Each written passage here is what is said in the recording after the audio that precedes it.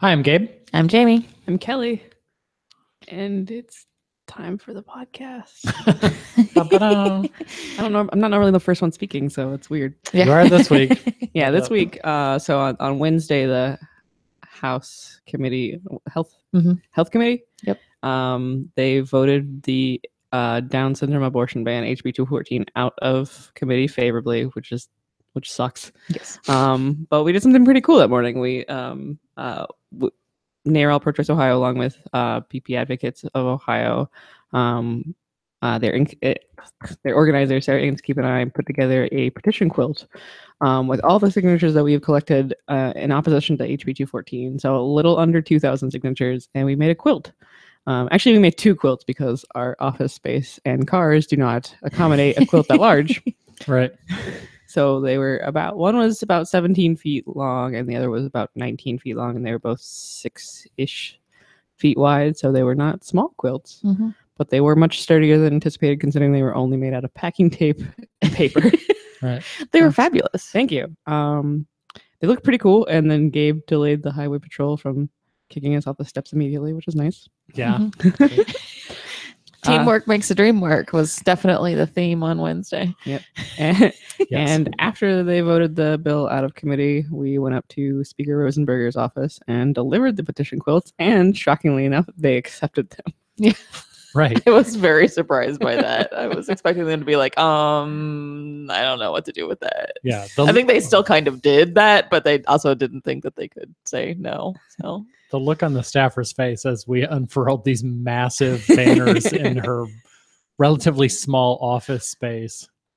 Yeah. It's kind of priceless. Yeah, I mean, it's good to know, because I'd never actually been to the speaker's office, so I had no idea how big the space was. So I'm really glad we didn't make a larger banner. Yes. Right. But now I know for next time, should I need to do something like that. Yes. Yeah, it was interesting. And back in the committee hearing, our folks did a fabulous job again. Rep. Sykes, Amelia Sykes, introduced an amendment that would have explicitly stated that the woman was never required to give a reason for why she was having an abortion. Right. Which was rejected. Which was, of course, immediately rejected. But this was a new tactic that we hadn't heard in the previous iteration of this bill. That her amendment. Yeah. Well, and I think, and the way she took it, because she's a lawyer, and so she thinks about things, I think, a little bit differently than like advocates and those kinds of things. But, she's really focused on the punishment, like how would we punish doctors for this? Right. And really the only way to punish a doctor for this would be to force a woman to come into a courthouse and talk about why she had her abortion. Right. It's really the only way. So, she introduced this amendment to make sure that would never happen. Of course, Representative LaTourette immediately was like, I don't think this is going to be the case, and blah, blah, blah. And I don't like this amendment, so I'm going to table it. Which is, I'm trying not to call Representative LaTourette names here, but It's hard sometimes. That's false. This is almost like a really basic logic puzzle. Doctors would be charged, the bill charges them with a 4th-degree felony. So this isn't, a minor misdemeanor. This isn't like, having to go to traffic court because you got a speeding ticket. This is a felony, Jail ending time. the doctor's career. Yeah. And so if you're going to charge a doctor with this, there would have to be a trial. That's the level that they're attempting to apply things. This isn't a little fine, taken by some board somewhere. This is a court trial. And so there would have to be witnesses, and a woman would have to be called for to testify. Yeah. There's no other way around that. Representative LaTourette can say, oh, I don't think. But really, that's what it would be. Well, and she also kept repeating this false statement that she likes to use every time we talk about the bill, on how the bill doesn't block a woman's access to abortion care. But it does. Because we're not prosecuting her, and we're not saying she can't have the abortion. We're saying that the doctor can't perform the abortion. That's blocking access. Yeah, exactly. I'm like, the doctor's the only one who can perform the abortion. So if the doctor can't perform an abortion, she doesn't have access. I think what's really strange about this is if a person does like get an abortion based on like the Down syndrome diagnosis, like they have to then testify against the doctor who allowed this to happen, despite them wanting it to happen. Which, like, seeing somebody like be called as a witness for something like they wanted in the first place, like I just, is this ever gonna happen? Yeah, probably not. And that's, I mean, and that was, I think, Rep. Sykes's initial point in one of the previous hearings. I think it was sponsored testimony on the bill, when she was like, how are you enforcing this? Like, how, like, do you imagine that somebody would be prosecuted? And basically the sponsor of the bill, Rep. LaTourette, was like, well, even if we never enforce it, it just sends a message of, you know, what we care about and blah, blah, That's blah. not what legislation is No. for. You can write a resolution, put out a little statement. This is a bill applying a felony. Yeah. Obviously, you know, it's one of the, again, one of those A symbolic bill. Yes. Well, and but also that just sends a chilling effect on doctors. Like, how do you know these things, and how do you prosecute? And would they be prosecuted, or would they would not be prosecuted? I mean, it would also set a precedent, for like any other like reason to not have an abortion. So it's like, well, we're gonna outlaw any other type of reason for an abortion. Like, you're 17 weeks, me. Okay, cool. Not cool. Well, that, I mean, one of the questions that I got and other people got about, well, would an abortion be okay in this case or in that case? You know, it just, I don't care. Like, it's something the woman thinks she needs. Like, she can have it. That's what this is. We're not like, well, you know, why do you want chemotherapy? What's your decision behind that? Why do you want open heart surgery? Like, we don't ask anybody else those questions. Right. To explain out a little bit more the questions that you were being asked for the second cycle now, Niraj Antani, Representative Antani of Dayton, has asked you specifically, what if the fetus was gay? And I think this time he added expanded, trans. Like, at this point, the fetus is literally non-gendered. So there's no transgender. There's no gender at all. The fetus does not have sexuality. But also, there's no way to tell. Like, come on here. You know, and it's funny because, you know, he's a right-wing, very conservative legislator who very much so, I would think, would be in the you made a choice to be gay category. And now he's sitting there arguing that there could be genetic testing for it. And we could, you know, have abortions because of those genetic testing. I'm like, dude. I mean, at the end of the day, the people, like, the reason people have abortions based on like a specific diagnosis is because they don't think they're going to be good parents to these children, which I don't want people to not be parents if they don't want to be parents. Like, that's just at the end of the day. Right. Now, having been a parent, if you don't want to do this, please don't. Right. Every child a wanted child. That's it's the motto for a reason. Yeah. Yeah. For whatever reason you don't want a parent, that's okay. And you should be able to not be a parent because of it. Right. Yeah. So this was the first actual vote on this that we've seen this cycle. Committee vote 12-5, right? 12-6. Right along party lines. Yes. So there's also a version of this in the Senate. If people use the link in our show notes or go to our website to send an email to their legislators, they'll be sending it to both their member in the House and Senate, because there's two bills and both bills will hit both chambers if they continue to push this along. But if they can hear from enough people that this idea really, really is unpopular because it's unconstitutional and immoral, then maybe we can put the brakes on this thing and stop it like we did last time.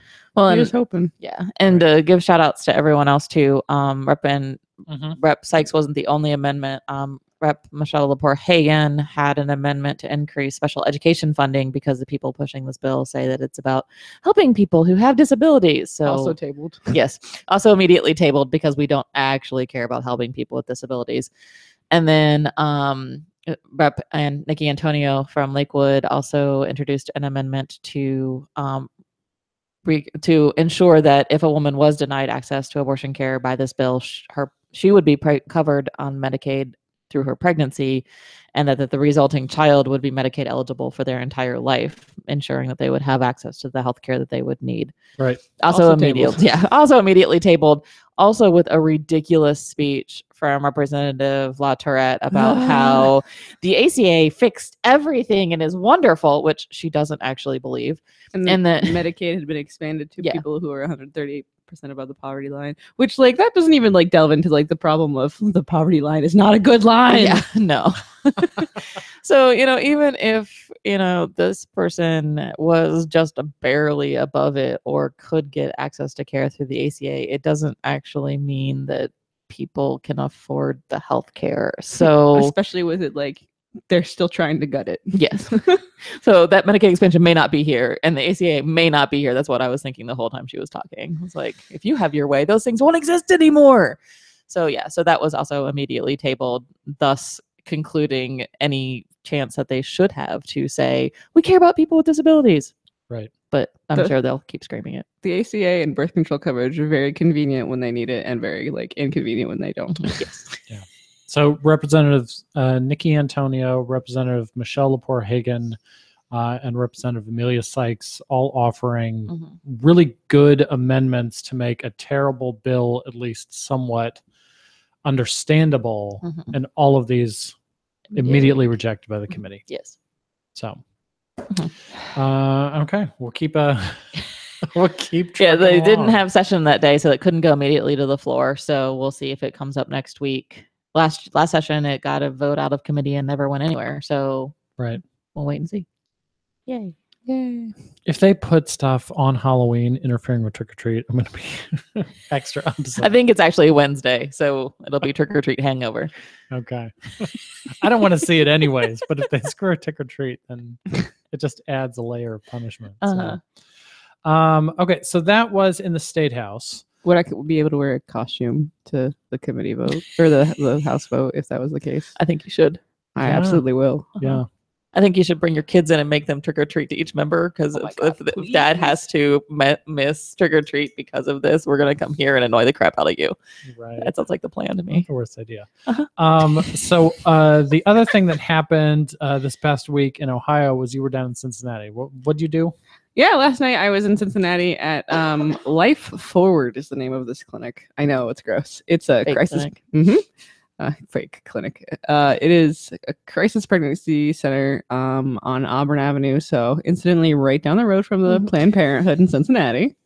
And it's a fake clinic. There's no doctors there. There's no medical care actually provided, but they do have free ultrasounds and free pregnancy tests.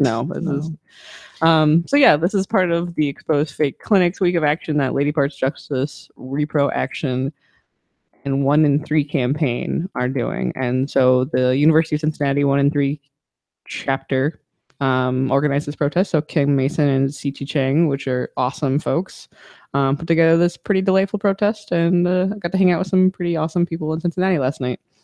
I'd say about 25 people showed up, including one man who was walking by and then said, "What are you guys doing?" "Oh, cool, let me go grab my coat." And he came back.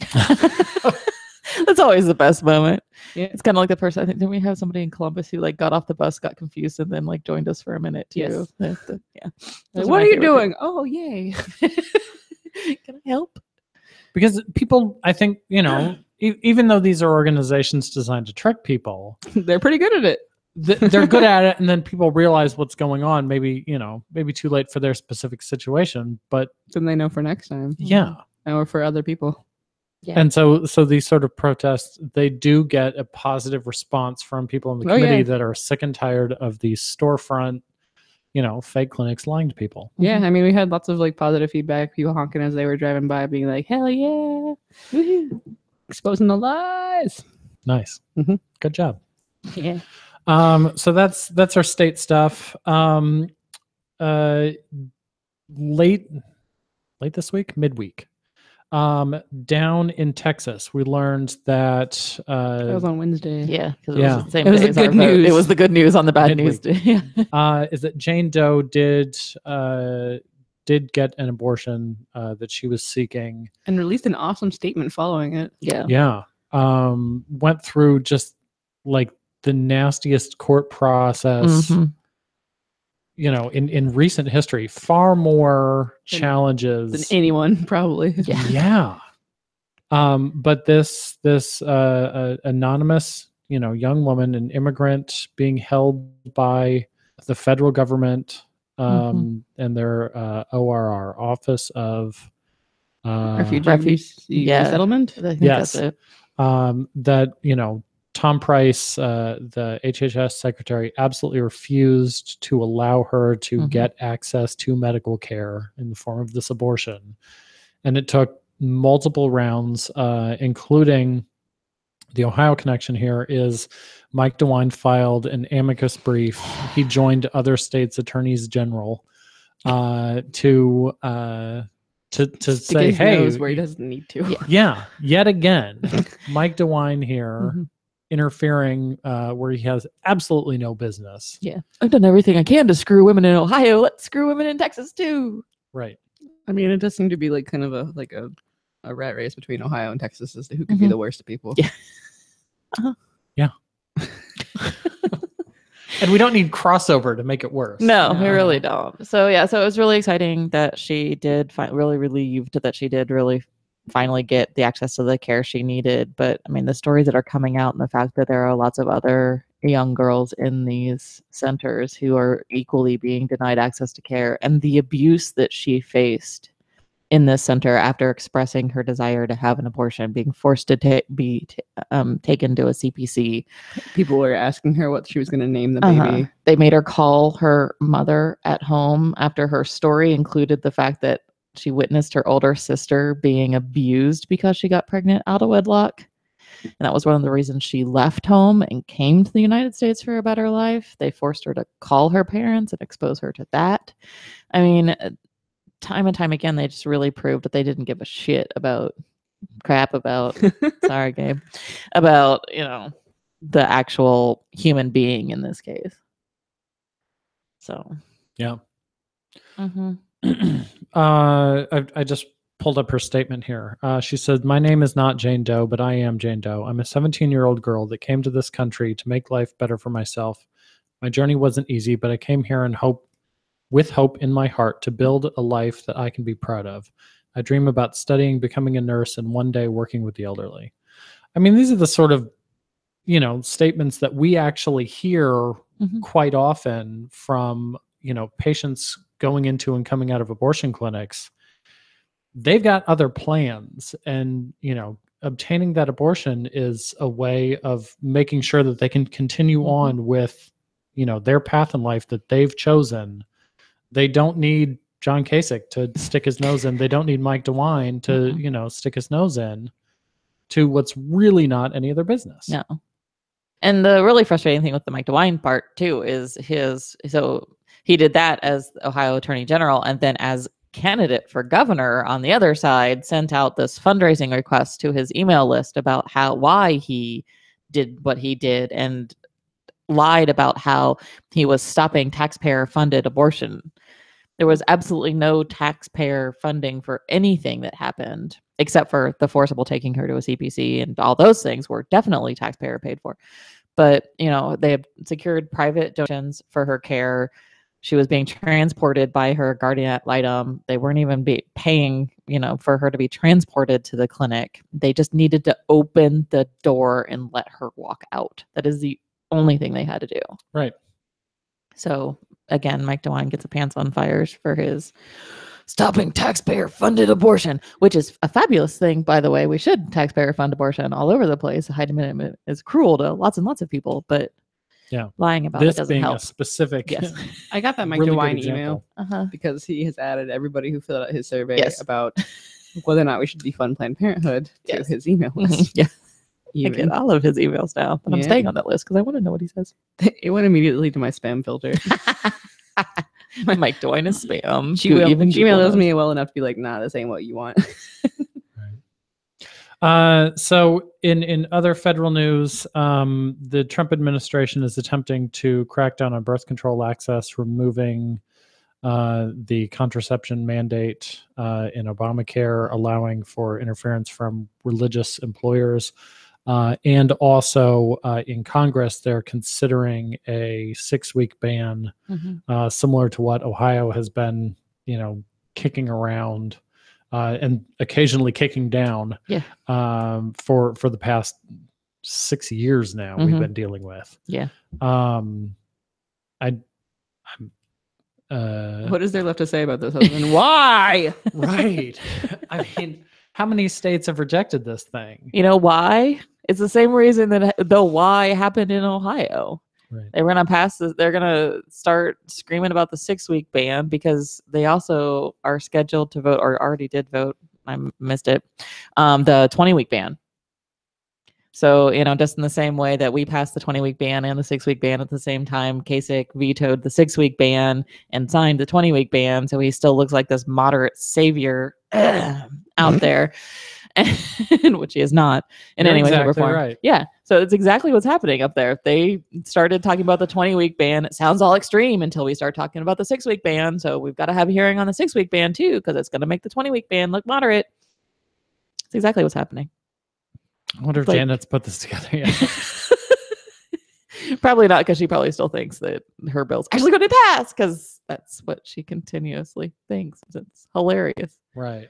If it wasn't so dangerous. Yes. Janet Folger Porter, who created this entire idea years ago. She's the one who was pushing state legislators to work on this and to continue working on it even after it had been rejected, and cycle after cycle after cycle. She was the one pushing it in other states. And, sometime this summer, we saw pictures of her in the White House meeting with Mike Pence and other, deplorables. Mike Pence makes me so uncomfortable. Well, that's by design. Yeah. As bad as Trump is, Mike Pence is. Yeah. He's at least frighteningly competent. Yes. Therefore, more scary. Yes. Yeah. Much more scary. Yes. He also just looks like a villain in an X-Men movie, so he kind of does. He's kind of got like weird squishy face, and not cute squishy face, weird slimy squishy face. Skeletor is yeah, I know, it actually is a very good. Yeah, so we'll see what happens on that. The committee hearing is supposed to be sometime next week. Yep. So it's federal legislation. So NARAL Pro-Choice America tends to lead the charge. We do the state legislation, they do the federal legislation. So it's above our pay grade. Yeah. Thank God, I don't have to deal with it this time. Right. But we absolutely do encourage everybody to reach out to their member of Congress. This is normally a party line vote sort of thing, so you'll figure out where they stand. So call your member of Congress, let them know that you do not support either 6-week or 20-week abortion ban, and that you don't want the Trump administration interfering with access to birth control. I mean, either bill, if they pass the 20-week ban, that's still in like direct violation of Roe v. Wade. So it's just like that step in the wrong direction to overturn Roe v. Wade. Just speeding up court challenges. Yeah. So pretty much. Which probably better to do before some justices die. Right? Yeah. We might want to speed that up. Scary shit. All right. So one thing I forgot to add to the agenda yesterday, I had a chance to go up to OSU's School of Medicine and got to see our patients to advocates. So this is the second class of women who have had abortions and are now organized together through a cooperative program called Patients to Advocates. It's NARAL Pro-Choice Ohio, New Voices. For reproductive justice. Yep. Ohio RCRC, and Preterm. It's just those four, right? Just Not four. leaving anybody out. Okay. So our 4 organizations are working together to help give these women a chance to speak up about what it was like to get an abortion. They're learning a little bit about policy, and then that gives them the opportunity to sit in front of legislators and legislative staff. And specifically yesterday, it was in the afternoon clergy. But the big event in the morning, which I thought was absolutely terrific, was they appeared as a panel before the Med Students for Choice. It's technically a student group on campus, but really it was 40 plus pre-doctors, medical students, who are going to be practicing physicians in just a short amount of time. And so they had this opportunity to hear from actual abortion patients what the experience was like, what were the challenges they faced, what were the elements that maybe they weren't in the form of a policy or a financial cost, but added stigma to the process. Elements where patients sometimes do feel disrespected. Even in the best situation, there can be little things that just rub you the wrong way, that if we can remove those, make it easier for women to get a procedure, that there are already barriers lined up to prevent if case it gets this way. And so they sat there for an hour and talked, and the med students just sat there and listened. It's a really terrific event. We've got some photos of it I'll put in the thing. But this program's great. Yeah. No, and it's fabulous. And I think that the med students we did that with the last group too. And there was a big, huge group. They want to hear and they want to do better and be better doctors, which is awesome. Yeah. The med students for choice are a great group. And I mean, a lot of them will be our future abortion providers. So they do a lot of great work in Columbus, but also statewide. Yeah. Some of the members of the group have testified, not as representing the school, but just as future doctors. So if you ever see our pictures and there's a group in white lab coats, those are med students. Those are the med students, and they do a terrific job. So that was a good event. Cool. Okay, so we move on to let's get it on and what's coming up soon. Yeah, I actually have dates for my events now. Yay! It's really exciting. So this coming Tuesday, which is Halloween, there's a Halloween happy hour at St. James Tavern. It'll be 6 to 8. This is my first time back to St. James since they opened after the fire, so I'm very excited about it. And then the following Sunday, we'll have our first knit night, which will be at Holy Craft, which is in Clintonville, so north of Columbus, technically still Columbus. Yeah. And that'll be 3 to 5 in the afternoon. So we'll kind of set goals for knit night. And I mean, it'll be a stitch and bitch, but also fun and maybe do some craftivism. And there's another one that'll be December 17th. So if you can't make it out of this one, that's okay. And there's other things going on. I'm tired. Still exhausted from driving to and from Cincinnati. Yeah. So you've got your Halloween happy hour at the St. James Tavern. Yes, and then there's one in Akron, right? Yes, at the Merchant Tavern in Akron, same night, October 31st. That's at 7 p.m. Our organizer up in Cleveland area in Akron, Annie Kroll, is organizing that event. So if you're, I guess by 7, you might be done trick-or-treating, or if you're not trick-or-treating, you just want to come out and have fun with us. We'll put the information for this in the show notes. Women Have Options has some good events. You can check out some of their dates on our Facebook page in the events tab. But they've got an Art for Access happy hour coming up on November 3rd. Preterm also has some great events. There's a Breaking Our Silence Abortion Stories event November 6th at the Beachland Ballroom in Cleveland at 6 p.m. And then November 8th is the next Repro Health happy hour. Yeah, that's right. Also, November 3rd, Holy Craft is having a vagina party.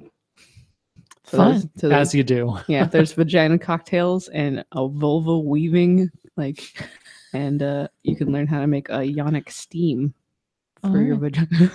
What is? Do I want to ask what is vulva weaving? You make a wall art of weaving a vulva. Oh, yeah. So basket something, but it's just a wall hanging. Yeah. Oh. Okay. Tickets are pricey, but it sounds like it's fun. I think we need wall art here. Maybe I will go. You guys gonna cover my ticket? That'd be cool.